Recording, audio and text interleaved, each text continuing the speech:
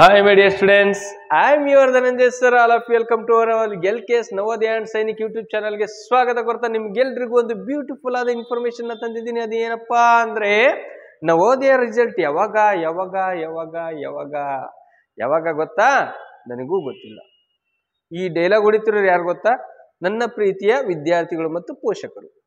ಏನ್ ಮಾಡ್ತಾರೆ? ಫೋನ್ ಮಾಡಿಬಿಟ್ಟು ದಿನಾ ಕೇಳಕತ್ತಾರ, ಸರ್ ನವೋದಯ ರಿಸಲ್ಟ್ ಯಾವಾಗ? ನಾನು ಹೇಳ್ತೀನಿ ನಿಜವಾಗ್ಲೂ ಗೊತ್ತಿಲ್ಲ. ಯಾಕೆಂದ್ರೆ ನಾನು ಜಾದೂ ಮಾಡಕ್ ಬರಲ್ಲ, ನನಗೆ ಛೂ ಮಂತ್ರಗಳು ಇಂಥ ದಿನ ಬರತ್ತೆ ಹೋಗಮ್ಮ ಅಂತ ಹೇಳ್ಬಿಡ್ತಿದ್ದೆ, ಬರಲ್ಲ. ನಾನು ಹೇಳಿದ ತಕ್ಷಣ ಬರುತ್ತಾ? ನೋ. ಆದ್ರೆ ಒಂದು ಡೇಟ್ನ ನಾವು ಫಿಕ್ಸ್ ಮಾಡ್ಬೋದು, ಒಂದು ಡೇಟ್ನ ಅಂದಾಜ್ ಮಾಡ್ಬೋದು. ಹೇಗೆ ಸರ್? JNV ಅವರು ಜವಾಹರ್ಲಾಲ್ ನವೋದಯ ವಿದ್ಯಾಲಯದವರು ಏನ್ ಬಿಡ್ತಾರಲ್ಲ ಫೈನಲ್ ಡೇಟು, ಅದಕ್ಕೆ ರಿಸಲ್ಟ್ ಕಂಡ್ರಿ ಬರೋದು. ಫಿಕ್ಸ್ ಬರ್ದಿಟ್ಕೊಳ್ರಿ, ಅವ್ರು ಬಿಟ್ಟಾಗ್ಲೇ ರಿಸಲ್ಟ್ ಬರೋದು. ಅದರ್ವೈಸ್ ನಾವೇನ್ ಬಾಯ್ ಬಿಡ್ಕೊಂಡ್ರು ಕೂಡ ರಿಸಲ್ಟ್ ಬರಲ್ಲ. ಆದ್ರೂ ಕೂಡ ಅಂದಾಜಿನ ಆಧಾರದ ಮೇಲೆ ನಾವು ಡೇಟ್ನ ಫಿಕ್ಸ್ ಮಾಡ್ಬೋದು. ಅದು ಹೇಗೆ ಸರ್? ಸುಮ್ಮನೆ ಅಂದಾಜ್ ಮಾಡಕ್ ಬರಲ್ಲ. ಹೋದ ವರ್ಷ ರಿಸಲ್ಟಿನ ಆಧಾರದ ಮೇಲೆ, ಹೋದ ವರ್ಷ ಆಗಿತ್ತಲ್ವಾ ಎಕ್ಸಾಮು, ಹೋದ ವರ್ಷ ಯಾವ ಡೇಟಿಗೆ ಹಾಕಿತ್ತಲ್ವಾ ಎಕ್ಸಾಮು, ಹಾಗಾದ್ರೆ ಎಷ್ಟು ದಿನ ತಗೊಂಡಿದ್ರು ಸರ್ ರಿಸಲ್ಟ್ ಬಿಡಕ್ಕೆ ಅಂತ ನಾವು ನೋಡೋದಾದ್ರೆ ಪಕ್ಕಾ ಒಂದು ಐಡಿಯಾ ಸಿಗತ್ತೆ ನಮಗೆ ಅಲ್ವಾ? ಎಕ್ಸಾಮ್ ಆಗಿದ್ದೆ ಯಾವಾಗ? ಬರ್ರಿ ನೋಡೋಣ. 29 ಏಪ್ರಿಲ್ 2023 ಹೋದ ವರ್ಷ ಎಕ್ಸಾಮ್ ಆಗಿತ್ತು ಸರ್. ಹಾಗಾದ್ರೆ ರಿಸಲ್ಟ್ ಬಿಡಕ್ಕೆ ಎಷ್ಟು ದಿನ ತಗೊಂಡಿದ್ರು ಸರ್? 21 ಜೂನ್ 2023 ರಿಸಲ್ಟ್ ಬಂದಿತ್ತು. ಹಾಗಾದ್ರೆ ಬರ್ರಿ, 29ನೇ ತಾರೀಕು ಏಪ್ರಿಲ್ 21 ಜೂನ್ ನಡುವೆ ಎಷ್ಟು ದಿನ ಆಯ್ತು ಸರ್? ಎಷ್ಟು ದಿನ ತಗೊಂಡಿದ್ದಾರೆ ಸರ್ ಅಂದ್ರೆ, ಏಪ್ರಿಲ್ 29 ಅಂದ್ರೆ ಏಪ್ರಿಲ್ ತಿಂಗಳಲ್ಲಿ 30 ದಿನ ಇರ್ತಾವ. ಹಾಗಾದ್ರೆ ಒಂದು ದಿನ ಉಳಿತಲ್ಲಿ, ಪ್ಲಸ್ ಏಪ್ರಿಲ್ ಆದ್ಮೇಲೆ ಮೇ ಬರುತ್ತೆ ಸರ್, ಜೂನ್ ಬರಲ್ಲ. ಹಾಗಾದ್ರೆ ಜೂನ್ 21, ಮೇ ಒಂದು ತಿಂಗಳು, ಮೇ ಆದ್ಮೇಲೆ ಪ್ಲಸ್ ಜೂನ್ ರಲ್ಲಿ ಎಷ್ಟು? 21. ಅಂದ್ರೆ ಒಂದು ತಿಂಗಳು 21 ಪ್ಲಸ್ 1 22 ದಿನಗಳು. ಒಂದು ತಿಂಗಳು ಪ್ಲಸ್ 22 ದಿನಗಳು ಅಂದ್ರೆ ಅಪ್ರಾಕ್ಸಿಮೇಷನ್ 52ರಿಂದ 53 ದಿನ ಅಲ್ವಾ? ಒಂದ್ ತಿಂಗಳು 30 ಅಥವಾ 31 ಇರುತ್ತೆ. ಎಷ್ಟು ದಿನ ಟೈಮ್ ತಗೊಂಡಿದ್ದಾರೆ ಅಂದ್ರೆ ಎಕ್ಸಾಕ್ಟ್ 52-53 ದಿನ ಟೈಮ್ ತಗೊಂತಿದ್ದಾರೆ. ಯಾರು? ನಮ್ಮ ನವೋದಯ ವಿದ್ಯಾಲಯ ಸಮಿತಿಯವರು. ಹಾಗಾದ್ರೆ ಈ ವರ್ಷ ಎಕ್ಸಾಮ್ ಬರ್ದಿರೋದು ಯಾವಾಗ? ಜನವರಿ 20ಕ್ಕೆ. ಅಂದ್ರೆ ರಿಸಲ್ಟ್ ಯಾವಾಗ ಬರುತ್ತೆ ಅಂದ್ರೆ ಅಂದಾಜು ಮಾಡ್ಬೋದಲ್ವಾ? ನೀವೇ ಅಂದಾಜು ಮಾಡ್ಬೋದು. ಜನವರಿ 20 ಅಂದ್ರೆ ಜನವರಿ ತಿಂಗಳ 31 ದಿನ, ಅಂದ್ರೆ ನಿಮಗೆ ಸಿಗತ್ತೆ ಇಲ್ಲಿ 10ರಿಂದ 11 ದಿನ. ಈಗ ನೆಕ್ಸ್ಟ್ ಪ್ಲಸ್ ಇಲ್ಲಿ ಜನವರಿ ಆಯ್ತು, ನಮಗೆ ಇನ್ನೊಂದು ತಿಂಗಳು ಟೈಮ್ ಕೊಡ್ಬೇಕು ನಾವು. 1 ತಿಂಗಳು ಕೊಡ್ರಿ, ಅಂದ್ರೆ ಫೆಬ್ರವರಿ 1 ತಿಂಗಳು ಪ್ಲಸ್ ಆ ಕಡೆ ಒಂದು 10 ದಿನ ಕೊಡ್ರಿ. ಯಾವುದು? ಮಾರ್ಚ್ 10. ನಿಮ್ಮ ರಿಸಲ್ಟ್ ಅಂದಾಜು ಗಣನೆ ಅಥವಾ ಎಕ್ಸಾಕ್ಟ್ ಮಾರ್ಚ್ 10ರ ಒಳಗೆ ಒಂದಿನ ಆಚೆ ಒಂದಿನ ಈಚೆ ಆಗ್ಬಹುದು. ಮಾರ್ಚ್ ಮೊದಲ ವಾರ ಅಥವಾ ಕೊನೆಯ ವಾರದ ಒಳಗೆ, ಕೊನೆ ವಾರ ಅಲ್ಲ 2ನೇ ವಾರದ ಒಳಗೆ ನಿಮಗೆ ರಿಸಲ್ಟ್, ನಿಮ್ಮ ಮಗು ಯಾವ ನವೋದಯ ವಿದ್ಯಾಲಯ ಸಮಿತಿಯಲ್ಲಿ ಅಂದ್ರೆ ಜಿಲ್ಲಾವಾರು ಇರ್ತಾವಲ್ವಾ, ಯಾವ ಜಿಲ್ಲೆಯ ನವೋದಯ ವಿದ್ಯಾಲಯದಲ್ಲಿ ಸೆಲೆಕ್ಟ್ ಆಗಿದ್ದಾರೆ ಅಥವಾ ಆಗಿಲ್ಲ ಅನ್ನೋ ಇನ್ಫಾರ್ಮೇಶನ್ ನಾವು ಮಾರ್ಚ್ 10ರ ಒಳಗಾಗಿ ನೋಡ್ಬೋದು ಅಂತ ನನಗನ್ಸುತ್ತೆ. ಯಾಕೆ ಅಂದ್ರೆ ಹೋದ ವರ್ಷ ಒಂದು 50 ದಿನ ಟೈಮ್ ತಗೊಂಡಿದ್ರು, ಈ ವರ್ಷ ನಾವು ಒಂದು 50 ದಿನ ಟೈಮ್ ಕೊಡೋಣ ಖಂಡಿತ. ಯಾಕೆ ಅಂದ್ರೆ ಅವರು ಕೂಡ ಜೂನ್ ಒಳಗೆ first list, second list, third list, fourth list ಮಾಡ್ಬೇಕು. ಏನ್ ಸರ್ ಇಷ್ಟೊಂದು ಲಿಸ್ಟ್ ಬಿಡ್ತಾರಾ? ಹೌದು ಸರ್, ಖಂಡಿತ ಬಿಡ್ತಾರೆ. ಯಾಕೆ ಹೇಳಿ? ಫಸ್ಟ್ ಲಿಸ್ಟ್ ಅಲ್ಲಿ ಆಗೋ ಮಗು, ಫಸ್ಟ್ ಲಿಸ್ಟ್ ಅಲ್ಲಿ ಸೆಲೆಕ್ಟ್ ಆಗಿರುವಂತ ಮಗು ಸೈನಿಕ್ ಶಾಲೆ, RMS ಶಾಲೆಗೂ ಕೂಡ ಎಕ್ಸಾಮ್ ಬರ್ದಿರ್ತಾರೆ ಕೆಲವೊಬ್ರು, ಅಲ್ಲೂ ಕೂಡ ಸೀಟ್ ಸಿಕ್ಕಿರತ್ತೆ ಅವರಿಗೆ. ಹಾಗಾದ್ರೆ ಇಲ್ಲಿಗೆ ಬರ್ಬೇಕು ಅಂದ್ರೆ ಅಲ್ಲಿ ಸೀಟ್ ಖಾಲಿ, ಅಲ್ಲಿಗೆ ಹೋಗ್ಬೇಕು ಅಂದ್ರೆ ಇಲ್ಲಿ ಸೀಟ್ ಖಾಲಿ. ಫಸ್ಟ್ ಲಿಸ್ಟ್ ಅಲ್ಲಿ ಹೆಸರು ಬಂದಿರತ್ತೆ, ಆದ್ರೆ ನಮಗೆ ಫಸ್ಟ್ ಲಿಸ್ಟ್ ಅಲ್ಲಿ ಹೆಸರು ಸಿಕ್ಕಿರಲ್ಲ. 1 ಪಾಯಿಂಟ್ ಸಮಥಿಂಗ್ ಅಲ್ಲಿ ಹೋಗಿರುತ್ತೆ ಮಗುದು ಅನ್ಕೋಣ. ಹಾಗಾದ್ರೆ ಆ ಒಂದು ಮಗು ಆ ಕಡೆ ಹೋಗ್ಬಿಡ್ತು ಅಂದ್ರೆ ಸೆಕೆಂಡ್ ಲಿಸ್ಟ್ ಅಲ್ಲಿ ಈಗೇನ್ ಕೆಳಗೆ ಹೋಗಿತ್ತಲ್ಲ ಮಗು, ಏನ್ 80 ಜನ ಸೆಲೆಕ್ಟ್ ಆಗಿರಲ್ಲ, ಆ ಮಗುಗೆ ಅವಕಾಶ ಸಿಗತ್ತೆ ಸರ್. ಸೆಕೆಂಡ್ ಲಿಸ್ಟ್ ಅಲ್ಲೂ ಕೂಡ ಕೆಲವೊಬ್ರು ಮಕ್ಕಳ ಅನಾರೋಗ್ಯ ಕಾರಣ ಡಾಕ್ಯುಮೆಂಟ್ ವೆರಿಫಿಕೇಶನ್ ಏನೋ ಪ್ರಾಬ್ಲಮ್ ಆಗಿ ಆ ಮಗು ಮತ್ತೆ ಅಲ್ಲಿ ಸೀಟ್ ಖಾಲಿ ಆಯ್ತು. ಥರ್ಡ್ ಲಿಸ್ಟ್ ಅಲ್ಲೂ ವೇಕೆಂಟ್ ಉಳಿತು. ಫೋರ್ತ್ ಲಿಸ್ಟ್ ಖಂಡಿತ ಬಿಡ್ತಾರೆ, ಇದರಲ್ಲಿ ಡೌಟೇ ಇಲ್ಲ. ಆಯ್ತಾ? ಎಲ್ಲಾ ಪ್ರೀತಿಯ ಪೋಷಕರೇ, ನಾನು ಹೇಳೋದೇನಪ್ಪಾ ಅಂದ್ರೆ ಫಸ್ಟ್ ಲಿಸ್ಟ್ ಅಲ್ಲಿ ಬರಲಿಲ್ಲ ಅಂದ್ರೆ ಸೆಕೆಂಡ್ ಲಿಸ್ಟ್ ಅಲ್ಲೂ ಬರೋ ಅವಕಾಶ ಇರುತ್ತೆ. ಆ ಚಾನ್ಸಸ್ ಇರುತ್ತೆ. ಥರ್ಡ್ ಲಿಸ್ಟು ಬಿಡ್ತಾರೆ, ಫೋರ್ತ್ ಲಿಸ್ಟ್ವರೆಗೂ ಬರ್ತಾ ಇರುತ್ತೆ. 80 ಮಕ್ಕಳನ್ನ ತಗೊಳ್ಳೋವರೆಗೂ ಲಿಸ್ಟ್ಗಳು ಬಿಡ್ತಾನೆ ಇರ್ತಾರೆ. ಭಯ ಪಟ್ಕೊಳ್ಳೋ ಅವಶ್ಯಕತೆ ಇರಲ್ಲ. ನನ್ನ ಪ್ರೀತಿಯ ಎಲ್ಲ ವಿದ್ಯಾರ್ಥಿಗಳಿಗೂ, ಯಾರೆಲ್ಲ ನವೋದಯ ಶಾಲೆ ಎಕ್ಸಾಮ್ ಬರೆದಿದ್ದೀರಿ, ಅವ್ರಿಗೆಲ್ರಿಗೂ ರಿಸಲ್ಟ್ ಚೆನ್ನಾಗಿ ಬರಲಿ, ಅವರೆಲ್ರಿಗೂ ಒಳ್ಳೆ ಎಜುಕೇಶನ್ ಸಿಗಲಿ, ಒಳ್ಳೆ ಜವಾಹರ್ಲಾಲ್ ನವೋದಯ ವಿದ್ಯಾಲಯ ಸಮಿತಿಯಲ್ಲಿ ಓದಲಿ, ಒಳ್ಳೆ ಎಜುಕೇಶನ್ ಸಿಗಲಿ ಅವರಿಗೆ ಅಂತ ಬಯಸ್ತಾ ನಾನು ಇನ್ನೊಂದು ಇನ್ಫಾರ್ಮೇಶನ್ ಹೇಳ್ತಿದ್ದೀನಿ. ಏನಪ್ಪ ಅಂದರೆ, ಅದಕ್ಕೂ ಮುಂಚೆ ಇನ್ನು ಯಾರೆಲ್ಲ ನನ್ನ ಚಾನಲ್ಗೆ ಸಬ್ಸ್ಕ್ರೈಬ್ ಆಗಿಲ್ಲ, ದಯವಿಟ್ಟು ಸಬ್ಸ್ಕ್ರೈಬ್ ಮತ್ತು ಆಗಿ ಜೊತೆಗೆ ಬೆಲ್ ಬಟನ್ ಇರುತ್ತೆ, ಅದ್ರ ಮೇಲೆ ಕ್ಲಿಕ್ ಮಾಡಿ. ಯಾಕೆ ಅಂದರೆ ರಿಸಲ್ಟ್ ಬಿಟ್ಟ ತಕ್ಷಣನೇ ನಾನು ವಿಡಿಯೋ ಮಾಡಿ ಹಾಕಿರ್ತೀನಿ. ಮಾರ್ಚ್ ಮೊದಲ ವಾರ 1ನೇ ತಾರೀಕಿಂದನೇ ನೀವು ಸ್ಟಾರ್ಟ್ ಮಾಡ್ಕೋಬೇಕು ಹುಡುಕೋದನ್ನು. ಯಾಕಂದ್ರೆ ಹೇಳಕ್ಕಾಗಲ್ಲ, ಸ್ವಲ್ಪ ಬೇಗ ಬಿಟ್ಟರು ಬಿಡ್ಬೋದು. ಹಾಗಾಗಿ ಮಾರ್ಚ್ ಮೊದಲ ವಾರದಿಂದಾನೇ ನಾನು ಕೂಡ ಕ್ಯೂರಿಯಾಸಿಟಿಯಿಂದ ಕಾಯ್ತಿರ್ತೀನಿ. ಯಾಕಂದ್ರೆ ದಿನ ಚೆಕ್ ಮಾಡ್ತಿರ್ತೀನಿ, ದಿನ ನೋಡ್ತಿರ್ತೀನಿ. ಯಾಕೆಂದ್ರೆ ನಮ್ಮ ಮಕ್ಕಳ ಭವಿಷ್ಯ ಇರುತ್ತಲ್ವ, ಅದರಲ್ಲಿ ಅವ್ರಿಗಿಂತ ಜಾಸ್ತಿ ನಮಗೆ ಆಸಕ್ತಿ ಇರುತ್ತೆ. ರಿಸಲ್ಟ್ ಬೇಗ ಬಿಡಬೇಕು ಅಂತಾನೆ ಕಾಯ್ತಿರ್ತೀವಿ. ಹಾಗಾಗಿ ನಿಮಗೆ ಪಕ್ಕಾ ರಿಸಲ್ಟ್ ಬಂದ ತಕ್ಷಣನೇ ಬೇಕು ಸರ್ ಇನ್ಫಾರ್ಮೇಶನ್ ಅಂದ್ರೆ ನನ್ನ ಚಾನಲ್ಗೆ ಯಾವಾಗಲೂ ಕೂಡ ನೀವು ಸಬ್ಸ್ಕ್ರೈಬ್ ಆಗಿರಿ. ಈಗ ಇನ್ನೊಂದು ಇನ್ಫಾರ್ಮೇಶನ್ ಏನಪ್ಪಾ ಅಂದ್ರೆ, ಈ ವರ್ಷ ಏನು ಬರ್ದಿದ್ದಾರಲ್ಲ ಈ ಮಕ್ಕಳು, ಇವ್ರದ್ದು ಮುಗೀತು. ಇನ್ನೊಂದು ಅವಕಾಶ ಇದೆಯಾ ಸರ್? ನನ್ನ ಮಗುಗೆ ಎಲ್ಲೂ ಕೋಚಿಂಗ್ ಕೊಡ್ಸೋಕ್ಕಾಗಲಿಲ್ಲ, ಸ್ವಲ್ಪ ಆನ್ಲೈನಲ್ಲೇ ವಿಡಿಯೋಸ್ಗಳನ್ನ ನೋಡಿದ್ರು, ಹಾಗೆ ಸ್ವಲ್ಪ ಬುಕ್ಸ್ ತಂದು ಕೊಟ್ಟಿದ್ದೆ, ಆದರೂ ಕೂಡ ಪಾಪ 80-85 ಮಾರ್ಕ್ಸು ಫೈನಲ್ ಲಿಸ್ಟಿಗೆ ತಲುಪಕ್ಕಾಗಲಿಲ್ಲ. ಟ್ರೈ ಮಾಡಿದೆ, ತುಂಬ ಚೆನ್ನಾಗಿ ಮಾಡಿತ್ತು. ನನ್ನ ಮಗುಗೆ ಎಲ್ಲರೂ ಕೋಚಿಂಗ್ ಕಳಿಸಿದ್ರು, ಖಂಡಿತ ಪಾಸ್ ಆಗೋದು. ಈ ವರ್ಷ ನಾನು ಕಳಿಸ್ತೀನಿ ಸರ್, ಈ ವರ್ಷ 1 ವರ್ಷ ಪೂರ್ತಿ ಕೋಚಿಂಗ್ ಕಳಿಸ್ತೀನಿ, ಅವಕಾಶ ಇದೆಯಾ ಸರ್? ಖಂಡಿತ ಇಲ್ಲ. ಯಾವೆಲ್ಲ ಮಗು 5ನೇ ಕ್ಲಾಸ್ ಒಂದ್ಸಲ ಬರೆದ್ರೆ ಮುಗೀತು, 5ನೇ ಕ್ಲಾಸಲ್ಲಿ ಇದ್ದಾಗ ಒಂದು ಅವಕಾಶ ಇರುತ್ತೆ. ಯಾಕಂದ್ರೆ ಆಮೇಲೆ 8th ಇದ್ದಾಗ ಒಂದು 9th ಒಂದು ಅಡ್ಮಿಷನ್ಸ್ ಅವಕಾಶ ಇರುತ್ತೆ. ಆದ್ರೆ ಆ JNV ನಿಮ್ಮ ಜಿಲ್ಲೆಯ ನಿಮ್ಮ ನವೋದಯ ವಿದ್ಯಾಲಯದಲ್ಲಿ ಅಲ್ಲಿ ಸೀಟ್ ಖಾಲಿ ಇದ್ರೆ ಮಾತ್ರ ನಿಮಗೆ ಅವಕಾಶ ಸಿಗತ್ತೆ, ಇಲ್ಲಾಂದ್ರೆ ಅವಕಾಶ ಸಿಗಲ್ಲ. ಅದಕ್ಕೋಸ್ಕರ ನಾನು ಹೇಳೋದೇನಪ್ಪಾ ಅಂದ್ರೆ, ನಿಮ್ಮ ಮಕ್ಕಳು ನವೋದಯದಲ್ಲಿ ಓದ್ಬೇಕಾ, ಸೈನಿಕಲ್ಲಿ ಓದ್ಬೇಕಾ, RMS ಅಲ್ಲಿ ಓದ್ಬೇಕಾ, 5ನೇ class is the golden opportunity,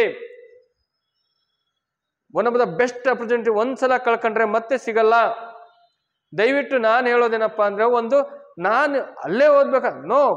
ನಾನು ಹೇಳೋದೇನು, ಒಂದು ಅವಕಾಶ ಇದೆ, ಒಂದು ಪ್ರಯತ್ನ ಮಾಡಿಸೋದೇ ಆದ್ರೆ, ನೀವು ಎಕ್ಸಾಮ್ ಬರ್ಸೋದೇ ಆದ್ರೆ, ನೀವು ಯಾಕೆ ಮಗುಗೊಂದು ಪ್ರಯತ್ನ, ಅಂದ್ರೆ ಕಲಿಯಕ್ಕೆ ಒಂದು ಅವಕಾಶ ಮಾಡಿಕೊಡ್ಬಾರ್ದು ಅಲ್ವಾ? ಆ ಮಗುಗೆ ಯಾಕಂದ್ರೆ ಕಾಂಪಿಟೇಷನ್ ಅಷ್ಟಿದೆ ಅಲ್ವಾ? ಕಾಂಪಿಟೇಷನ್ ಅಷ್ಟಿದ್ದಾಗ ನಾವೇನ್ ಮಾಡ್ಬೇಕು, ಆ ಮಗುಗೆ ಕಾಂಪಿಟೇಷನ್ಗೆ ಪ್ರಿಪೇರ್ ಮಾಡ್ಬೇಕಂದ್ರೆ ಏನ್ ಮಾಡ್ಬೇಕು ಹೇಳ್ರಿ? ನಮ್ಮ ಕಂಫರ್ಟ್ ಝೋನಿಂದ ಒಂಚೂರು ಹೊರಗೆ ಕರ್ಕೊಂಡ್ಬರ್ಬೇಕು. ಯಾವಾಗ ಮಕ್ಕಳು ಕಂಫರ್ಟ್ ಝೋನಲ್ಲೇ ಇರ್ತಾರೆ, ಅವಾಗ ಏನಾಗತ್ತೆ ಅಂದ್ರೆ, ಮಕ್ಕಳಿಗೆ ನೆಮ್ಮದಿಯಾಗಿರ್ತಾರೆ, ಉಂಡ್ಕೊಂಡು ತಿಂದ್ಕೊಂಡು ಆರಾಮಾಗಿರ್ತಾರೆ. ಒಂದು ಕೇಳಿದ್ರೆ 2 ಕೊಡ್ಸತ್ ನಮ್ಮಪ್ಪ, 1 ಚಾಕ್ಲೇಟ್ ತಗೊಂಬಂದ್ರೆ 2 ಜೊತೆ ಕುರ್ಕೆರೆನೂ ತಗೊಂಬಂದಿರ್ತಾರೆ ಅಲ್ವಾ? 1 ಲೇಸ್ ತಗೊಂಬಂದ್ರೆ ಅದ್ರ ಜೊತೆಗೆ ಇನ್ನೊಂದು ಲೇಸು ತಂದಿರ್ತಾರೆ. ಹಾಗೆ ನಮ್ಮ ಪ್ರೀತಿ ಮಕ್ಕಳ ಭವಿಷ್ಯಕ್ಕೆ ತೊಂದರೆ ಆಗ್ಬಾರ್ದು. ಮಕ್ಕಳು ಅಪ್ಪ ಅಮ್ಮನ ಬಿಟ್ಟಿರ್ತಾರೆ ಅದು ಬೇರೆ ವಿಚಾರ, ಬಟ್ ತಂದೆ ತಾಯಿಗಳು ಮಕ್ಕಳನ್ನ ಬಿಟ್ಟಿರಕ್ಕಾಗ್ತಿಲ್ಲ, ಅಷ್ಟು ಹಚ್ಕೊಂಡಿರ್ತೀವಿ, ತಪ್ಪೇನಿಲ್ಲ. ಆದ್ರೆ 5ನೇ ತರಗತಿಯವರು ಮಕ್ಕಳು ನಿಮ್ಮ ಆಶ್ರಯದಲ್ಲಿರೋದು ಬಹಳ ಒಳ್ಳೇದು. ಆದ್ರೆ ನಾನು ಹೇಳೋದೇನಪ್ಪಾ ಅಂದ್ರೆ, 5ನೇ ತರಗತಿ ಆದಮೇಲೆ ಅವರ ಭವಿಷ್ಯಕ್ಕೋಸ್ಕರ ಅವ್ರಿಗೆ ಒಂದು ಜ್ಞಾನಾರ್ಜನೆ ಬೇಕು, ಹೊರಗಡೆನ ಪ್ರಪಂಚ ಜೊತೆ ಅವರು ಬದುಕಬೇಕು. ಯಾಕಂದ್ರೆ ಯಾವಾಗ್ಲೂ ಕೂಡ ತಂದೆ ತಾಯಿನ ಜೊತೆಗಿರಕ್ಕಾಗಲ್ಲ, ನೀವಿಲ್ಲ ಅಂದ್ರೂ ಕೂಡ ಅವ್ರ ಜೀವನ ಮಾಡಬೇಕು. ಕಷ್ಟನೋ ಸುಖನೋ ಏನೇ ಬಂದ್ರು ಎದುರಿಸೋ ಶಕ್ತಿ ಸಾಮರ್ಥ್ಯ ಮಕ್ಕಳಲ್ಲಿ ಬೆಳಿಬೇಕು. ಅದನ್ನ ಬಿಟ್ಟು ಮಕ್ಕಳಿಗೋಸ್ಕರ ಅಡುವು ಆಸ್ತಿ ಎಷ್ಟೇ ಮಾಡಿ ಕೂಡಿಟ್ರು ಕೂಡ ಒಂದಿನ ಖಾಲಿ ಆಗ್ಬಿಟ್ರೆ ಅದನ್ನ ಮತ್ತೆ ಸಂಪಾದಿಸುವ ಶಕ್ತಿ ಸಾಮರ್ಥ್ಯ ಮಗುಗೆ ಬರಬೇಕು. ಇಲ್ಲ ಅಂದ್ರೆ ಖಂಡಿತ ಬರಲ್ಲ, ಎಲ್ಲ ಕಳ್ಕೊಂಡು ಬೀದಿಗೆ ಬೀಳ್ತಾನೆ. ಬೀದಿಗೆ ಬಿದ್ದಾಗ ಅವನಿಗೆ ಬೇರೆ ಗತಿ ಇಲ್ಲ, ಡೈರೆಕ್ಟ್ ಹೆಂಗ್ ಮಾಡ್ಕೊಂತಾನೆ ಅಂದ್ರೆ ಸೂಸೈಡಿಗೆ ಯೋಚನೆ ಮಾಡ್ತಾನೆ. ಯಾಕಂದ್ರೆ ಅವನಿಗೆ ಕಷ್ಟನ ಅನುಭವಿಸೇ ಇಲ್ಲ ಲೈಫಲ್ಲಿ. ಈಗಿನ ಮಕ್ಕಳಲ್ಲಿ 1 ಏಟ್ ಹೊಡೆದ್ರೆ ಸಾಕು ಸೂಸೈಡ್ ಮಾಡ್ಕೊಂಡ್ರೆ, ಅಷ್ಟು ಸೆನ್ಸಿಟಿವ್ ಆಗಿ ಬೆಳೀತಿದ್ದಾರೆ ಮಕ್ಕಳು. ದಯವಿಟ್ಟು ಬೇಡ, ಮಕ್ಕಳು ಅಷ್ಟು ಸೆನ್ಸಿಟಿವ್ ಆಗಿ ಬೆಳಿಬಾರ್ದು. ಮಕ್ಕಳು ಏನೇ ಕಷ್ಟ, 1 ಎಕ್ಸಾಮ್ ಫೇಲ್ ಆದ್ರೂ ಕೂಡ ಇನ್ನೊಂದ್ಸಲ ಬರೀತೀನಿ, ನಾನು ಇನ್ನೊಂದು ಎಕ್ಸಾಮ್ ಬರೀತೀನಿ, ಅದು ಬರಬೇಕು. ಮಕ್ಕಳಲ್ಲಿ ಸ್ಪೋರ್ಟಿವ್ ಮೈಂಡ್ ಬರಬೇಕು, ಫಿಸಿಕಲಿ ಮೆಂಟಲಿ ಸ್ಟ್ರಾಂಗ್ ಆಗ್ಬೇಕು ಮಕ್ಕಳು. ಅಂದ್ರೆ ಇಂಥ ನವೋದಯ ಸೈನಿಕ ಶಾಲೆ ಅಂತಗಳಲ್ಲಿ ಓದ್ಬೇಕು, ಹೊರಗಡೆ ಬರಬೇಕು. ನಾವು ಹಾಸ್ಟೆಲಿಗೆ ಕಳ್ತೀವಿ, ಮಕ್ಕಳಿಗಿಂತ ಜಾಸ್ತಿ ಪೇರೆಂಟ್ಸ್ ಹೇಳ್ತಾರಪ್ಪ. ಹೌದು, ನಾನು ನೋಡ್ತೀನಲ್ಲ, ಮಕ್ಕಳನ್ನ ಇಲ್ಲಿ ಬಿಟ್ಟು ಆ ಕಡೆ ತಿರ್ಕೊಂಡ್ಗಳು ಅಂತವು. ಅದು ಪ್ರೀತಿ, ತೊಂದರೆ ಇಲ್ಲ. ಹಾಗಂತ ಆ ಪ್ರೀತಿನೇ ಮಕ್ಕಳ ಭವಿಷ್ಯಕ್ಕೆ ತೊಂದರೆ ಆಗಬಾರ್ದು. ದಯವಿಟ್ಟು ನಾನು ಹೇಳೋದೇನು, ಯಾವಾಗ ಕಂಫರ್ಟ್ ಝೋನಿಂದ ಹೊರಗೆ ಬರ್ತಾರೆ ಅವಾಗ ಮಾತ್ರ ನಮ್ಮ ಮಕ್ಕಳು ಏನಾದ್ರು ಲೈಫಲ್ಲಿ ಸಾಧನೆ ಮಾಡಕ್ ಸಾಧ್ಯ ಕಣ್ರಪ್ಪ. ಇಲ್ಲ ಅಂದ್ರೆ ಬರ್ದು ಕೊಡ್ತೀನಿ ನಾನು, ಬರ್ದಿಟ್ಕೊಳ್ಳಿ. ಅಪ್ನಾಣೆ ಅವರು ಜೀವನದಲ್ಲಿ ಏನೂ ಸಾಧನೆ ಮಾಡೋಕ್ಕಾಗಲ್ಲ, ಏನನ್ನೂ ಅಚೀವ್ ಮಾಡೋಕ್ಕಾಗಲ್ಲ ಯಾವಾಗ ಎಲ್ಲಿವರೆಗೂ ನಮ್ಮ ಮಕ್ಕಳು ಕಂಫರ್ಟ್ ಝೋನ್ ಅಲ್ಲೇ ಇರ್ತಾರೆ ಅಲ್ಲಿವರೆಗೂ. ಕಂಫರ್ಟ್ ಝೋನ್ ಅಂದ್ರೆ ಗೊತ್ತಾಗ್ತಿದೆಯಲ್ವಾ? ಆರಾಮಾಗಿ 3 ಹೊತ್ತು ಊಟ ಸಿಗ್ತಿರತ್ತೆ, ನೆಮ್ಮದಿಯಾಗಿರುತ್ತೆ, ಇಲ್ಲೇ ಪಕ್ಕದಲ್ಲಿ ಶಾಲೆಗೆ ಹೋಗ್ತಿರತ್ತೆ, ಮತ್ ಸಂಜೆ ಬಂದು ಆರಾಮಾಗಿ ಊಟ ಮಾಡಿ ಮಕ್ಕಳ. ನಿಮಗೆ ನಿಮ್ಮ ಮಕ್ಕಳು ಸ್ವಂತ ಕಲಿಕೆ ಬೇಕು, ಕಾಂಪಿಟೇಷನ್ ಯುಗದಲ್ಲಿ ಬೆಳಿಬೇಕು. ಎಷ್ಟು ಕಾಂಪಿಟೇಷನ್ ಇದೆ ಅಲ್ವಾ? ಒಂದು IAS ಎಕ್ಸಾಮಿಗೆ ಎಷ್ಟು ಜನ ಎಕ್ಸಾಮ್ ಬರೀತಾರೆ, ಒಂದು PC ಎಕ್ಸಾಮ್ ಲಕ್ಷಾಂತರ ಜನ ಬರುತ್ತೆ, ಜಸ್ಟ್ PC ಎಕ್ಸಾಮ್. ಅಷ್ಟು ಲಕ್ಷಾಂತರ ಜನರನ್ನ ಹಿಂದೆ ಇಟ್ಟು ಮುಂದೆ ಬರ್ಬೇಕಾದ್ರೆ ಅದ್ರ ತಕ್ಕಂತೆ ಒಂದು ಮಗುಗೆ ಒಂದು ನಾಲೆಡ್ಜ್ ಬೇಕು. ಒಂದು ನವೋದಯ, ಒಂದು ಸೈನಿಕ ಶಾಲೆ ಎಕ್ಸಾಮ್ಸ್ ಅಂದ್ರೆ ಅಷ್ಟು ಈಸಿ ಇಲ್ಲ. ಈಗ ಬಹಳ ಕಾಂಪಿಟೇಷನ್ ಇದೆ, 100ಕ್ಕೆ 100 ತಗೋಬೇಕು ಅಂತ ಕಾಂಪಿಟೇಷನ್ ಇದೆ ಈಗ. ಅಂತ ಕಾಂಪಿಟೇಷನ್ ಅಲ್ಲಿ ನಾವೇನ್ ಮಾಡ್ಬೇಕು, ಮಗುನ ಆ ರೇಂಜಿಗೆ ರೆಡಿ ಮಾಡ್ಬೇಕೆ ಹೊರತು ಇನ್ ಬೇರೆ ಯಾವುದೇ ರೀತಿಯ ಮಾರ್ಗದಲ್ಲೂ ಕೂಡ ಸೀಟ್ಸ್ ಕೊಡ್ಸಕ್ಕಾಗಲ್ಲ. ಆದ್ರೆ ನಾನು ಹೇಳೋದೇನಪ್ಪಾ ಅಂದ್ರೆ, ನಿಮ್ಮ ದಯವಿಟ್ಟು ಪೇರೆಂಟ್ಸಿಗೆ ಒಂದೇ ಮಾತು ಹೇಳೋದು, ಒಂದು ಬೆಸ್ಟ್ ಉದಾಹರಣೆ ಕೊಡ್ತೀನಿ ನಾನು. ಏನಪ್ಪಾ ಅಂದ್ರೆ, ಹಳೇ ಕಾಲದಲ್ಲಿ ಸ್ವಲ್ಪ ಕಾಲ ಹಿಂದೆ ಹೋಗೋಣ, ರಾಜರ ಕಾಲಕ್ಕೆ ಹೋಗೋಣ. ಒಬ್ಬ ರಾಜ ಮನ್ಸು ಮಾಡಿದ್ರೆ 100 ಅಲ್ಲ 1000 ಜನ ಋಷಿ ಮುನಿಗಳನ್ನ ತನ್ನ ಅರಮನೆಯಲ್ಲೇ ಇಟ್ಟು ತನ್ನ ಮಗುಗೆ ಒಂದು ಸ್ಪೆಷಲ್ ಎಜುಕೇಶನ್, ಸ್ಪೆಷಲ್ ಶಿಕ್ಷಣನ ಕೊಡಬಹುದು ಅಲ್ವಾ? ಹೌದಾ ಇಲ್ವಾ? ಹೌದು. ಆದ್ರೂ ನಾವು ಯಾಕೆ ಆಶ್ರಮಕ್ಕೆ ಕಳಿಸ್ತಿದ್ರು ರಾಜರು? ಯಾಕೆ ತನ್ನ ಮಕ್ಕಳನ್ನ ಸ್ವಲ್ಪ ದೊಡ್ಡವರಾಗಿ ಬೆಳೆದ್ರೆ ಸಾಕು ಅವ್ರನ್ನ ಋಷಿ ಆಶ್ರಮಕ್ಕೆ ಕಳಿಸ್ತಿದ್ರು, ಅಲ್ಲೇ ಎಜುಕೇಶನ್ ಪಡಿತಿದ್ರು, ಅಲ್ಲಿ ಬೇರೆ ಮಕ್ಕಳ ಜೊತೆ ಕಲಿತಿದ್ರು ಅಲ್ವಾ? ಯಾಕೆ ಅಂದ್ರೆ ಮುಂದೆ ಆ ರಾಜ್ಯನ ಉಳಿಸುವ ಸಾಮರ್ಥ್ಯ, ಉಳಿಸ್ಕೊಂಡು ಬೆಳೆಸ್ಕೊಂಡು ಹೋಗೋ ಸಾಮರ್ಥ್ಯ ಇಂತಹ 10-1000 ರಾಜ್ಯಗಳನ್ನ ಅವ್ರು ಗೆದ್ದು ತನ್ನ ರಾಜ್ಯನ ಸಾಮ್ರಾಜ್ಯವನ್ನಾಗಿ ಮಾಡ್ಕೊಳ್ಳುವಂತ ಸಾಮರ್ಥ್ಯ ನನ್ನ ಮಗುಗೆ ಬರ್ಲಿ ಅಂತ ಋಷಿ ಇರುವ ಜಾಗದಲ್ಲೇ, ಗುರುಗಳು ಇರುವ ಜಾಗದಲ್ಲೇ ಮಕ್ಕಳನ್ನ ಕಳಿಸ್ತಿದ್ರು. ಯಾಕಂದ್ರೆ ಕಂಫರ್ಟ್ ಝೋನ್ ಅಲ್ಲಿ ಇರಬಾರ್ದು. ಎಜುಕೇಶನ್ ಪಡೆದ್ರೆ ಅದನ್ನ ಎಜುಕೇಶನ್ ಅಂತ ಕರೆಯಲ್ಲ, ಅದು ಇರೋದು ಇಲ್ಲ. ಕಂಫರ್ಟ್ ಝೋನಿಂದ ಮಗು ಹೊರಗೆ ಹೋಗ್ಬೇಕು, ಅಲ್ಲಿ ಹೋಗಿ ಎಲ್ಲರಂತೆ ನನ್ನ ಮಗುನು ಕಲಿಬೇಕು. ಸಮಾಜದಲ್ಲಿ ಮುಂದೆ ನನ್ನ ಮಗುಗೆ ಎಲ್ಲಾ ರೀತಿಯ ಪರಿಚಯಗಳಾಗಬೇಕು. ಕಷ್ಟ ಸುಖ, ಹಗಲು ರಾತ್ರಿ, ನಿದ್ದೆ ಕೆಡಬೇಕು, ಎಲ್ಲದ್ರ ಬಗ್ಗೆ ಪರಿಚಯ ಆಗ್ಬೇಕು ಮಗುಗೆ ಅಂತ ಪ್ರತಿಯೊಬ್ಬ ರಾಜನು ಕೂಡ ತನ್ನ ಮಕ್ಕಳನ್ನ ಯಾಕೆ ಅರಮನೆಯಲ್ಲಿ ಇಡ್ಲಿಲ್ಲ ಅಂದ್ರೆ ಇದೇ ಉದ್ದೇಶಕ್ಕೆ. ನಾವು ಹಂಗಲ್ಲ. ನಾವು ಕಷ್ಟಪಟ್ಟು ಹಗಲೆಲ್ಲ ಬಿಸಿಲಲ್ಲಿ ದುಡಿದ್ರೂ ಪರವಾಗಿಲ್ಲ, ನಮ್ಮ ಮಕ್ಕಳು ಬಿಸಿಲಲ್ಲಿ ಹೋಗ್ಬಾರ್ದಪ್ಪ. ನಮ್ಮ ಮಗು ಕಷ್ಟ ಅಂದ್ರೇನೆ ಏನು ಗೊತ್ತಾಗ್ಬಾರ್ದು. ಸ್ವಲ್ಪ ನೋವಾದ್ರೆ, ಸ್ವಲ್ಪ ಮುಳ್ಳು ಚುಚ್ಕೊಂಡ್ರೆ, ಸ್ವಲ್ಪ ಬಿದ್ದು ಬಿಟ್ರೆ ಸಾಕು, ಮಗುನ ಎತ್ಕೊಂಡು ಹೋಗಿ ಅದ್ರ ಮೇಲೆ ಟೀಚರ್ ಆಸ್ಪತ್ರೆಗೆ ಎತ್ಕೊಂಡು ಓಡೋಗಿ ಬ್ಯಾಂಡೇಜ್ ಎಲ್ಲ ಹಾಕಿಸ್ಕೊಂಡ್ಬಂದು 3 ದಿನ ಶಾಲೆ ರಜಾ. ಮಗು ಸುಮ್ಮನೆ ಮಗು ಗೊತ್ತಾಗ್ಬಿಡತ್ತೆ, ಐಡಿಯಾ ಬಂದ್ಬಿಡತ್ತೆ ಮಗುಗೆ, ಅಯ್ಯೋ ನನಗೆ ಈ ತರ ಇದ್ರೆ ಶಾಲೆಗೆ ರಜಾ ಹಾಕಿಸ್ತಾರೆ, ಸ್ವಲ್ಪ ನೋವಾದ್ರೆ ಸಾಕು, ಸೇಫ್ ಝೋನ್. ಒಳ್ಳೆ ಹಾಕ್ತೀರಾ, ತಿಂದು ಆರಾಮಾಗಿ ಮಕ್ಕಳತ್ತೆ, TV ನೋಡ್ಕೊಂತ, ಮೊಬೈಲ್ ನೋಡ್ಕೊಂತ. ಇದನ್ನ ಮಾಡೋದು ಯಾರು? ನಾವೇ. ರಾಜರಿಗೆ ಬುದ್ಧಿ ಇರ್ಲಿಲ್ವಾ? ಮತ್ತೆ ಒಂದು ಸಾಮ್ರಾಜ್ಯಕ್ಕೆ ರಾಜನಾಗಿರುವನು ತನ್ನ ಮಗನ ಆಶ್ರಮಕ್ಕೆ ಕಳಿಸ್ಬಿಟ್ಟು 15-16 ವರ್ಷ ಶಿಕ್ಷಣ ಕೊಡಿಸ್ತಾರೆ ಅಂದ್ರೆ ಯಾಕೆ ಅಂದ್ರೆ ಇಡೀ ಸಾಮ್ರಾಜ್ಯನ ಆ ಮಗು ಮುಂದೆ ನನ್ನ ಸಾಮ್ರಾಜ್ಯನ ಮುನ್ನಡೆಸ್ಕೊಂಡು ಹೋಗ್ಬೇಕು, ಅವನಲ್ಲಿ ಆ ಶಕ್ತಿ, ಆ ಸಾಮರ್ಥ್ಯ, ಆ ಬುದ್ಧಿ, ಆ ಜ್ಞಾನ ಬೇಕು ಅಂತ ಕಳಿಸ್ತಾರೆ. ನಾವು ಮಾತ್ರ ಆ ಕೆಲಸ ಮಾಡಲ್ಲ. ಇತಿಹಾಸನ ಓದ್ತೀವಿ, ಚರಿತ್ರೆಗಳನ್ನ ಓದ್ತೀವಿ, ಅದರಲ್ಲಿ ನಾವು ಕಲಿಯೋದೇನಿಲ್ಲ, ಓದೋದಷ್ಟೇ, ಅದು ಕಲಿಯೋದೇನಿಲ್ಲ ಅಲ್ವಾ? ಖಂಡಿತ ನಾವು ಕಲಿಯೋದು ಬಹಳ ಇರುತ್ತೆ. ನಾವು ಓದಿದ್ದನ್ನ, ನಾವು ತಿಳ್ಕೊಂಡಂತ ಜ್ಞಾನನ ನಮ್ಮ ಮಕ್ಕಳಿಗೆ ತಿಳಿಸ್ಕೊಡೋಣ, ತೊಂದರೆ ಇಲ್ಲ. ಆದ್ರೆ ಎಲ್ಲಾ ರೀತಿಯ ಪರಿಚಯ ಆಗ್ಬೇಕು. ಈ ಕಂಫರ್ಟ್ ಝೋನಿಂದ ಮಕ್ಕಳನ್ನ ಹೊರಗೆ ತರ್ರಿ, ಓದ್ಲಿ. ಕಾಂಪಿಟೇಷನ್ ಇದು, ಕಾಂಪಿಟೇಷನ್ ಯುಗ, ಪ್ರಯತ್ನ ಪಡ್ಲಿ, ತಪ್ಪಿಲ್ಲ. ಒಂದಲ್ಲ ಒಂದಿನ ನಿಮ್ಮ ಮಗು ಖಂಡಿತ ಸಕ್ಸಸ್ ಆಗುತ್ತೆ. ಈ 5ನೇ ಕ್ಲಾಸಲ್ಲೇ ಒಂದು ಸೈನಿಕ ಶಾಲೆ, RMS, ನವೋದಯ ಅಂತ ಶಾಲೆಗಳಿಗೆ ಎಕ್ಸಾಮ್ ಬರೆದಾಗ ಮಗು ಗೊತ್ತಾಗತ್ತೆ, ಹೊರಗಡೆ ಇಷ್ಟು ಜನ ಎಲ್ಲ ಈ ತರ ಎಕ್ಸಾಮ್ ಬರೀತಾರೆ, ಆ ಎಕ್ಸಾಮಲ್ಲೆಲ್ಲ ಪಾಸ್ ಆಗ್ಬೇಕು ಅಂತ ಅವ್ರಿಗೆ ಗೊತ್ತಾಗತ್ತೆ. ನಮ್ಮ ಮಗು ಪಂಜರದ ಗಿಳಿಯಾಗೋದು ಬೇಡ. ಪಂಜರದ ಗಿಳಿಯೊಳಗೆ ಗಿಳಿ ಇರುತ್ತಲ್ಲ, ಆ ಪಂಜರದ ಗಿಳಿಗೆ ಏನೆಲ್ಲ ತಿನ್ನಿಸ್ತಾರೆ, ಹಣ್ಣು ಹಂಪಲು ದ್ರಾಕ್ಷಿ ಏನೆಲ್ಲ ಕೊಡ್ತಾರೆ, ಆ ಗಿಳಿ ತಿಂದು ತಿಂದು ತಿಂದು ಒಳ್ಳೆ ಚೆನ್ನಾಗಿರುತ್ತೆ, ತಾಜವಾಗಿರುತ್ತೆ. ಆದ್ರೆ ಏನ್ ಪ್ರಯೋಜನ ರೀ? ಪಂಜರದ ಗಿಳಿಯಾಗಿ 100 ವರ್ಷ ಬದುಕೋದಕ್ಕಿಂತ ಸ್ವತಂತ್ರವಾಗಿ ಹಾರಾಡ್ಕೊಂಡು 20-30 ವರ್ಷ ಬದುಕಲಿ ಬಿಡ್ರಿ, ಪ್ರಪಂಚ ನೋಡ್ಲಿ ಅಲ್ವಾ. ಕಂಫರ್ಟ್ ಝೋನ್ ಇರಬಾರ್ದು. ಯಾವುದೇ ಮಕ್ಕಳಿಗೂ ಕಂಫರ್ಟ್ ಝೋನ್ ಅಲ್ಲಿ ಹಾಕಿದ್ರಿ ಅಂದ್ರೆ ಮುಂದೆ ಒಂದಿನ ಖಂಡಿತ ನಾವು ಪಶ್ಚಾತ್ತಾಪ ಪಡ್ತೀವಿ. ಮಕ್ಕಳಿಗೂ ತೊಂದ್ರೆ, ನಮ್ಮ ಪೇರೆಂಟ್ಸಿಗೂ ನೋಡಕ್ಕಾಗಲ್ಲ ನಾವು ಮುಂದೆ. ಯಾಕಂದ್ರೆ ಒಂದಿನ ಮುಂದೆ ನಿಮ್ಮ ಮಗುಗೆ ಆ ಕಷ್ಟಗಳು ಬಂದಾಗ ತಡೆದುಕೊಳ್ಳುವ ಶಕ್ತಿ ಸಾಮರ್ಥ್ಯ ನಾವು ಈಗಲೇ ಆ ಮಕ್ಕಳಲ್ಲಿ ತುಂಬಬೇಕು ಅಲ್ವಾ. ಆ ಮಕ್ಕಳಲ್ಲಿ ಈಗಲೇ ನಾವು ತುಂಬಬೇಕು. ಇಲ್ಲ ಅಂದ್ರೆ ಮುಂದೆ ಏನು ಎಡವಿ ಬಿದ್ದಂತ ಮಗುಗೆ ಅಯ್ಯೋ ಬಿದ್ಬಿಟ್ಟ, ರಕ್ತ ಬಂದ್ಬಿಡ್ತು ಅಂತ ಎತ್ಕೊಂಡು ಹೋಗಿ ಆಸ್ಪತ್ರೆಗೆ ಪೆಂಡೇಜ್ ಹಾಕಿ ನಾನು ಹೇಳಿದ್ನಲ್ಲ ಹಾಗೆ ಹಂಗ್ ಮಾಡಿದ್ರು ಬಿದ್ದ ತಕ್ಷಣ ಏನಾಗಲ್ಲ, ಬಾರ ಎದ್ದು ಬಾರ ಅಂತ ಸ್ವಲ್ಪ ಒರೆಸಿ ಏನಾದ್ರು ಫಸ್ಟ್ ಏಡ್ ಮಾಡಿ ಬಿಟ್ರೆ ಮುಗೀತು. ಮುಂದೆ ಕಬಡ್ಡಿ ಆಡಕ್ ಕಳಿಸ್ತೀರಂತ, ಕಬಡ್ಡಿ ಆದಾಗ ಎಷ್ಟಾಗತ್ತೆ ಹೇಳ್ರಿ, ಎಷ್ಟು ಗಾಯಗಳಾಗ್ತವೆ. ಒಂದು ಸ್ಪೋರ್ಟ್ಸ್ ಅಂದ್ರೆ ಎಷ್ಟು ಗಾಯಗಳಾಗ್ತವೆ. ದೊಡ್ಡ ದೊಡ್ಡ ಅಚೀವ್ಮೆಂಟ್ ಮಾಡಿರೋಂಥ ಇವತ್ತು ಸಾವಿರಾರು ವ್ಯಕ್ತಿಗಳಿದ್ದಾರೆ, ಅವರೆಲ್ಲ ಲೈಫಲ್ಲಿ ಕಷ್ಟಗಳನ್ನೇ ಅನುಭವಿಸಿಲ್ವಾ? ಎಲ್ಲರೂ ಕಷ್ಟ ಅನುಭವಿಸ್ತಾರೆ. ಈಗ ಇನ್ನು ಯಾರೆಲ್ಲ ಈಗ ಮುಂದಿನ ವರ್ಷಕ್ಕೆ ಯಾವುದಕ್ಕೆ ಈಗ 4ನೇ ಕ್ಲಾಸು ಮತ್ತು 3ನೇ ಕ್ಲಾಸ್ ಓದ್ತಿರುವಂಥ ವಿದ್ಯಾರ್ಥಿಗಳಿಗೆ ಹೇಳೋದು ಒಂದೇ ಮಾತು, ಏನಪ್ಪ ಅಂದ್ರೆ ಯಾರೆಲ್ಲ ನಮ್ಮ ಕೋಚಿಂಗ್ ಅಕಾಡೆಮಿಯಲ್ಲಿ 9741183187 ಈ ನಂಬರ್ಗೆ ಯಾರೆಲ್ಲ ನಮ್ಮ ಕೋಚಿಂಗ್ ಅಕಾಡೆಮಿಗೆ ಆಫ್ಲೈನ್ ಕ್ಲಾಸಸ್ಗೆ ಹಾಸ್ಟೆಲ್ಗೆ ಬಂದು ಇಲ್ಲೇ ಇದ್ದು ಓದ್ತೀವಿ ಅನ್ನೋರಿಗೆ ಇದು 9741183187 ನಂಬರ್, ಇದು ನನ್ನ ಬ್ಯೂಟಿಫುಲ್ ಆದ ನಂಬರ್. ಈ ನಂಬರಿಗೆ ಕಾಲ್ ಮಾಡಿ ಅಥವಾ ವಾಟ್ಸಪ್ಪಲ್ಲಿ ಮೆಸೇಜ್ ಮಾಡಿ, ಓಕೆನಾ. ಅದರ್ವೈಸ್ ನಾವೇನ್ ಮಾಡ್ಬೇಕಾಗತ್ತೆ, ಅದರ್ವೈಸ್ ಈಗ ನಮ್ಮಲ್ಲಿ ಲಿಮಿಟೆಡ್ ಸೀಟ್ಸ್ ಇರೋದ್ರಿಂದ 25 ಸೀಟ್ಸ್ ಇರೋದ್ರಿಂದ 2 ಸೆಕ್ಷನ್ಸ್ ಇರೋದ್ರಿಂದ ನಾವೇನ್ ಮಾಡ್ತೀವಿ, ಜಸ್ಟ್ 50 ಮೆಂಬರ್ಸ್ನ ತಗೊಳೋದ್ರಿಂದ 25 ಫಸ್ಟ್ ಪ್ರಿಫರೆನ್ಸ್ ಯಾರಿಗಿರುತ್ತೆ, ಯಾರು ಮೊದಲು ಕಾಲ್ ಮಾಡಿ ನಿಮ್ಮ ಮಕ್ಕಳ ಹೆಸರನ್ನ ರಿಜಿಸ್ಟರ್ ಮಾಡ್ಕೊಂತೀರಾ ಅವರಿಗೆ ಫಸ್ಟ್ ಪ್ರಿಫರೆನ್ಸ್ ಇರುತ್ತೆ. ಆಮೇಲೆ ಬಂದವರಿಗೆ ಖಂಡಿತ ಅವಕಾಶ ಇರಲ್ಲ, ದಯವಿಟ್ಟು ಯಾರು ಬೇಜಾರು ಮಾಡ್ಕೋಬೇಡಿ. ಹಾಗೂ ಇದ್ರ ಜೊತೆಗೆ ಆನ್ಲೈನ್ ಆಫ್ಲೈನ್ ಕ್ಲಾಸಸ್ ಯಾರೆಲ್ಲ ಆನ್ಲೈನಿಗೆ ಸರ್ ನಾವು ಮನೆಯಲ್ಲೇ 1 ಗಂಟೆ ಡೈಲಿ 1.5 ಗಂಟೆ 2 ಗಂಟೆ ಕ್ಲಾಸಸ್ ಕೇಳ್ತೀವಿ, ಇಲ್ಲಿ ಬರೋಕ್ಕಾಗಲ್ಲ ಯಾಕಂದ್ರೆ ಫೈನಾನ್ಷಿಯಲ್ ತುಂಬಾ ಪ್ರಾಬ್ಲಮ್ ಇರುತ್ತೆ ಅಂತ ಮಕ್ಕಳಿಗೂ ಸಹ ಖಂಡಿತ ನಾವು ದಿನ 1 ಗಂಟೆ ಕ್ಲಾಸ್ ತಗೊಂತೀವಿ, ಅದು ಆನ್ಲೈನ್ ಕ್ಲಾಸಸ್ಸು.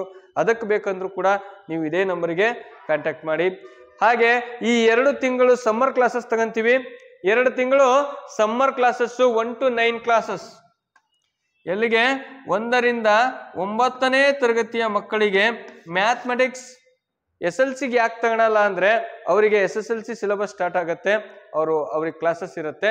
ಹಾಗಾದ್ರೆ ನಾನು ಹೇಳೋದೇನಪ್ಪಾ ಅಂದ್ರೆ 1 ರಿಂದ 9ನೇ ತರಗತಿಯಲ್ಲಿ ಓದ್ತಿರೋ ನಿಮ್ಮ ಮಕ್ಕಳು 2 ತಿಂಗಳು ಬೇಸಿಗೆ ರಜದಲ್ಲಿ ಯಾವ ಸಬ್ಜೆಕ್ಟ್ ಅಲ್ಲಿ ವೀಕ್ ಇರುತ್ತೆ ನೋಡ್ರಿ, ಮ್ಯಾಥಮೆಟಿಕ್ಸ್ ಅಲ್ಲಿ ವೀಕ್ ಇದ್ರೆ ಭಯ ಪಟ್ಕೋಬೇಡಿ, 2 ತಿಂಗಳಲ್ಲಿ ರೆಡಿ ಆಗ್ತಾರೆ ಅವರು. ಯಾವುದೇ ಮಗುಗೂ ಬೇಸಿಕ್ ಮ್ಯಾಥಮೆಟಿಕ್ಸ್ ಬಂದ್ರೆ ಎಂತ ಮ್ಯಾಥ್ಸ್ ಬೇಕಾದ್ರೂ ಕಲಿತಾರೆ. ಬೇಸಿಕ್ ಕ್ಯಾಲ್ಕುಲೇಷನ್ ಇಲ್ಲ ಅಂದ್ರೆ ಖಂಡಿತ ನೀವು ಎಂತ ಪಾಠ ಮಾಡ್ತಿರ್ತೀರ ಸರ್ ಅಂದ್ರು ಅವ್ರಿಗೆ ಅರ್ಥ ಆಗಲ್ಲ. ಯಾಕಂದ್ರೆ ಸೂತ್ರ ಹಾಕ್ತಾರೆ, ಅದ್ರ ವ್ಯಾಲ್ಯೂ ಹಾಕ್ತಾರೆ, ಕ್ಯಾಲ್ಕುಲೇಷನ್ ಮಾಡಕ್ ಬರಲ್ಲ. ಕ್ಯಾಲ್ಕುಲೇಷನ್ ಬರೋದೆಲ್ಲಿಂದ? Basic mathematics. ಬೇಸಿಕ್ ಕಾನ್ಸೆಪ್ಟ್ಗಳನ್ನ ಯಾವ ಲೆಕ್ಕನ ಹೇಗೆ ಮಾಡಬೇಕು, ಹೇಗೆ ಕಳಿಬೇಕು, ಹೇಗೆ ಕೂಡ್ಬೇಕು, ಹೇಗೆ ಗುಣಿಸ್ಬೇಕು, ಹೇಗೆ ಬಾಗಿಸ್ಬೇಕು, ಡೆಸಿಮಲ್ ಅಲ್ಲಿ ಆಗಿರ್ಬೋದು, ಫ್ರಾಕ್ಷನ್ ಅಲ್ಲಿ ಆಗಿರ್ಬೋದು, ಇನ್ನೊಂದು ಯಾವುದೋ ಹೋಲ್ ನಂಬರ್ಸ್ ಅಲ್ಲಿ ಆಗಿರ್ಬೋದು, ಯಾವುದೇ ನಂಬರ್ಸ್ನ ಯಾವ್ಯಾವ ತರ ನಾವು ಬೇಸಿಕ್ ಕಾನ್ಸೆಪ್ಟ್ ನ ಸಾಲ್ವ್ ಮಾಡ್ಬೇಕಂತ ಗೊತ್ತಾಗ್ಬೇಕು ಅಂದ್ರೆ 2 month summer camp with science, GK ಮತ್ತೆ English, spoken English with grammar ಇರುತ್ತೆ. 2 month 2 ತಿಂಗಳ ಕೋರ್ಸ್ ಇರುತ್ತೆ ಇದು. ಮತ್ತೆ 1 ರಿಂದ 5ನೇ ಕ್ಲಾಸ್ ಒಳಗಿರ್ತಾರಲ್ಲ ಅವರಿಗಂತೂ ಒನ್ ಆಫ್ ದ ಬೆಸ್ಟ್ ಅನ್ಕೊಳ್ರಿ. ಯಾಕೆ ಅಂದ್ರೆ ಅವರಿಗೆ ಸೈನಿಕ್ಕು ನವೋದಯಕ್ಕೆ ಅರ್ಧ ಸಿಲೆಬಸ್ ಕವರ್ ಆಗುತ್ತೆ, ಮ್ಯಾಕ್ಸಿಮಮ್ ಕವರ್ ಆಗ್ಬಿಡುತ್ತೆ. ಯಾಕಂದ್ರೆ ಬೇಸಿಕ್ ಕಾನ್ಸೆಪ್ಟ್ಗಳು ಯಾವ ಮಗು ಕರೆಕ್ಟ್ ಆಗಿ ಬರುತ್ತೆ ಅವರು ಸೈನಿಕ್ಕು ನವೋದಯ ಎಲ್ಲ ಪಾಸ್ ಮಾಡ್ಕೊಂತಾರೆ. ಬೇಸಿಕ್ ಬರ್ಲಿಲ್ಲ ಪಕ್ಕಾ ಹೋಗೆ.